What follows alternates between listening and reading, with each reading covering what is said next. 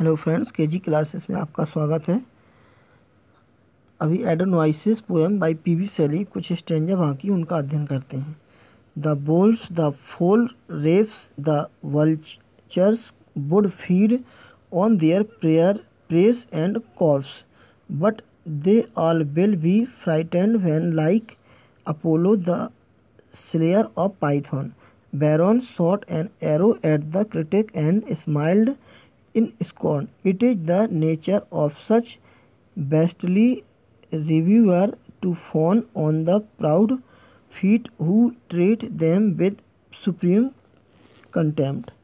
Next stanza. The sun gives birth to a number of reptiles, but they are short-lived. With sunset they meet their death. So it is in the human world. When a luminary appears in the poetic horizon, the critic likes minor stars pale into insignificance. The mediocre poets have spiritual affinity with the great poet, though their calibre is far lower than that of the great poet. Next stanza. Urania ceased to lament, after which the mountain shepherd came with withered garlands and rent cloaks.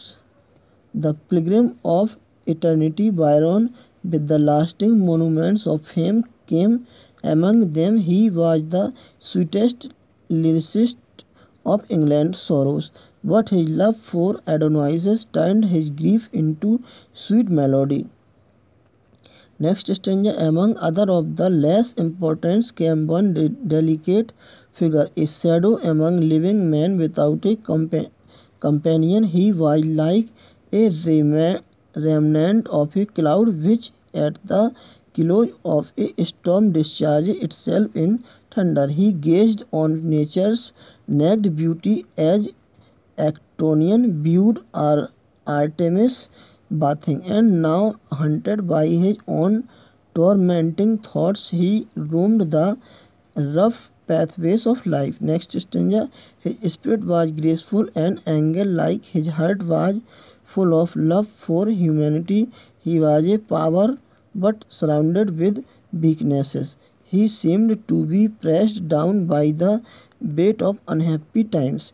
He was like a dying lamp, a falling shower, a breaking blow.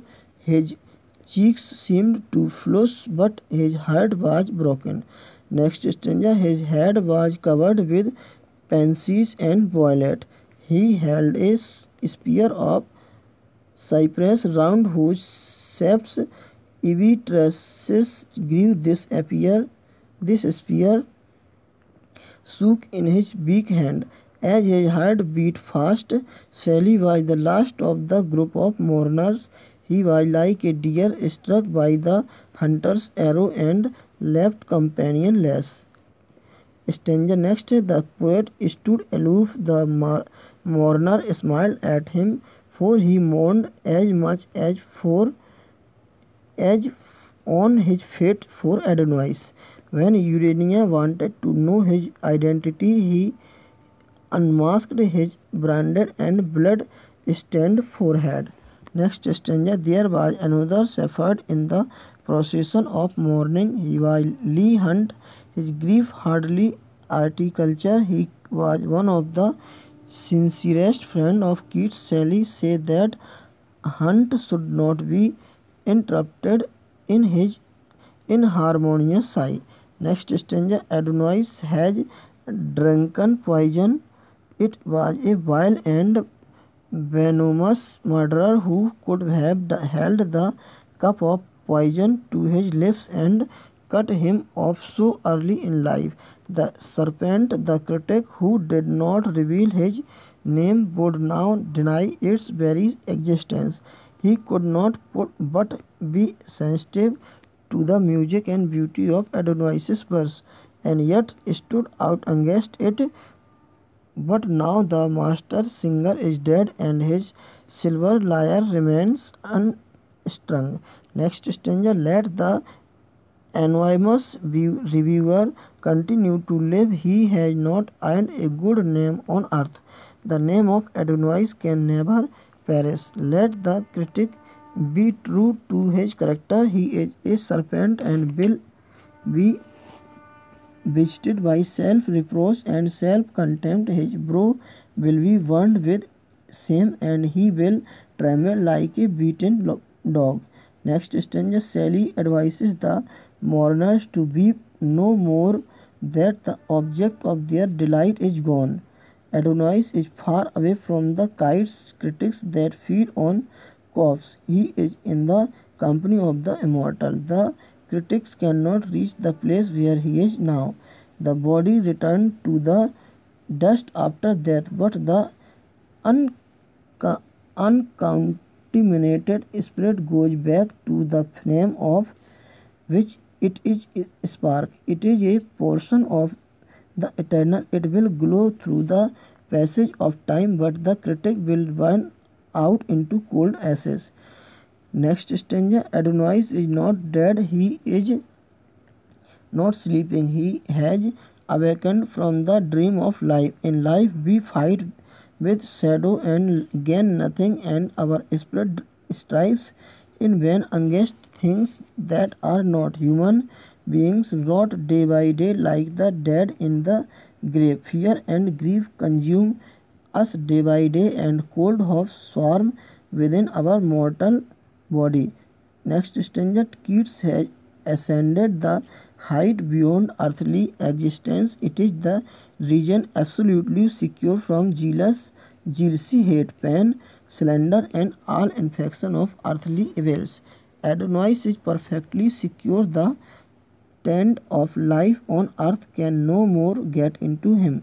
Next stanza, Adonais is not dead, he has wakened to life eternal. It is death that is dead, not Adonais. Sally asks nature not to mourn for Adonais, for the spirit of Adonais still remains and has not departed from down caverns, forest, fountain, and ears. Next stanza, Adonais has become a part of nature. His presence is to be felt everywhere in nature, in light and darkness. In the herb and stone, his spirit has become one with the spirit that moves everywhere in nature. The spirit that rules the world with never varied love. Next stanza, Adonais has become a part of that beauty which, while living, he made more lonely. Through his poetry, he contributes his share to the work of the divine spirit, which is ever active. It is a creative force that reforms the